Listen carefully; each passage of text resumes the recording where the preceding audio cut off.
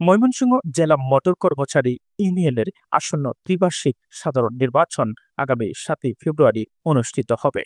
নির্বাচনকে ঘিরে ত্রিশাল বাসস্ট্যান্ড এলাকায় দুইবারের সফল প্রচার সম্পাদক ও সাবেক যুগ্ম সম্পাদক ও বর্তমান সাধারণ সম্পাদক পদে পদপ্রার্থী মোহাম্মদ আলী হোসেন আলী দেয়ালগুড়ি মার্কায় ভোট চেয়ে ভোটারদের মধ্যে বিভিন্ন প্রতিশ্রুতি প্রদান করেন। ত্রিশাল মানুষের কাছে আমি চিরঋণী এবং ত্রিশাল মানুষ যতই আমার মধ্যে রাগ করুন না কেন, যদি একটা সময় মোবাইল নাও ধরতে পারি, পরে ব্যাক করি, যদিও কোনো ধরনের ব্যাঘাত ঘটে, রাগে খুবই থাকে, সারা বছর রাগ করে নির্বাচনের আগের দিন গাড়ি দুটারে কয় রাগ করে করবি কিনে দাম করি ফালাইবি কই, রাগ করে ফালাইবি কই।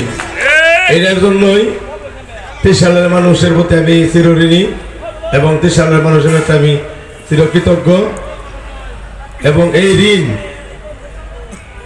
আমার শ্রমের বিনিময়ে আপনাদেরকে পরিশোধ করবো। আসলে আমি ঋণ শোধনের মতো কোনো ভাষা পাই না, তবে শ্রম দিয়ে চেষ্টা করবো কিছুটা মুকুব করার জন্য।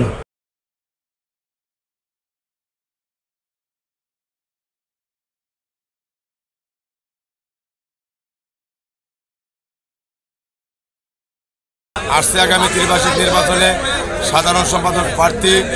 সেই নির্বাচনে যদি আমি আমার এই জেলার শ্রমিককে আমার বিজয় করায়, তাহলে আমি প্রথমে ঘোষণা দিয়েছি 2 জন চালক, 1 জন সহকারী, মোট 3 জনকে প্রতি বছর লটারির মাধ্যমে পাক পবিত্র মক্কা শরীফে সংগঠনের তরফ থেকে আমরা সংগঠনের খরচে তাদেরকে হজ করার জন্য পাঠাবো।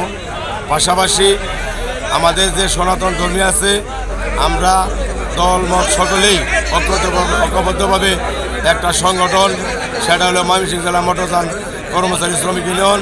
সেই সংগঠনে সনাতন ধর্মী আছে, সংখ্যায় কম, তাদেরকেও প্রতি বছর 1 জন করে লটারির মাধ্যমে ইন্ডিয়া, গোয়া, কাশী, বৃন্দাবনে পাঠানো হবে। পাশাপাশি আমাদের একটা শ্রমিক কল্যাণের একটা বিষয় আছে। বিগত টাইমে ছিল 1,60,000 এবং দুর্ঘটনায় মারা গেলে 2 লাখ, সেটা বৃদ্ধি করে 1 জন শ্রমিক মারা গেলে, স্বাভাবিক মৃত্যুবরণ করলে আগামী ত্রিবার্ষিক নির্বাচনে যদি আসতে পারি তাহলে 2,50,000, আর দুর্ঘটনায় মারা গেলে 3 লক্ষ টাকা। এই সময় চালক সহ অন্যান্য ব্যক্তিবর্গ বক্তব্য প্রদান করেন। জান্নাতুল ফারুকী, IBM টেলিভিশন।